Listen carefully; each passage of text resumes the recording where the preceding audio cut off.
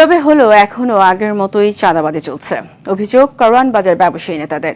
ভোক্তা অধিকার সংরক্ষণ অধিদপ্তরের মহাপরিচালক এএইচ শফিকুজ্জামান জানান, রাজধানীর বাজারগুলোতে চাঁদাবাজির বিষয়টি উপদেষ্টা সহ সংশ্লিষ্টদের কাছে তথ্য তুলে ধরা হবে। নিত্যপণ্যের মূল্য স্থিতিশীল ও সরবরাহ স্বাভাবিক রাখতে সকালে কারওয়ান বাজার ব্যবসায়ী সমিতি, পাইকারি ও খুচরা ব্যবসায়ীদের সঙ্গে মতবিনিময়ে কথা বলেন তারা। ইকবাল অনিকের রিপোর্ট।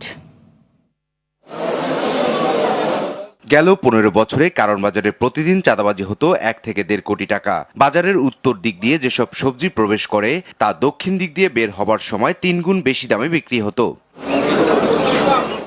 ব্যবসায়ীরা জানায়, সেই চাঁদাবাজি এখনো বন্ধ হয়নি। আওয়ামী লীগ সরকারের আমলের মতো এখনো চাঁদাবাজি চলছে, শুধু হাত বদল হয়েছে মাত্র। তবে তারা চাঁদাবাজি সম্পর্কে কথা বলতে এখনো ভয় পাচ্ছে।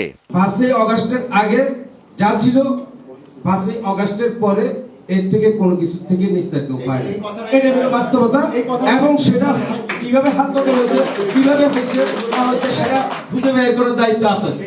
200 বস্তা মাল দিলাম শুভ ট্রেডার্সের নামে, কত বেচবো কি বেচবো কিচ্ছু মেমো নাই, কিন্তু এটা লোডের চালান, ট্রাক ড্রাইভারের চালান, যাতে ওইটা রোডে কেউ না ধরে।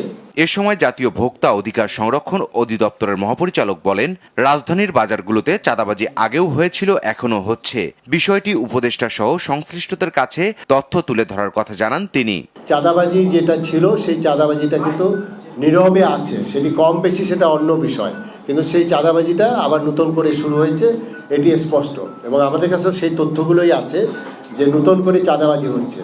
তা আমরা সেই বিষয়টিকে এখানে তুলে ধরবো আমাদের নেক্সট মিটিং যেটা। চাঁদাবাজি কিছুটা কমলেও নিত্যপণ্যের দাম না কমা নিয়ে ব্যবসায়ীরা মুখ খুলতে নারাজ বলে জানায় ভোক্তা অধিকার সহ সংশ্লিষ্টরা।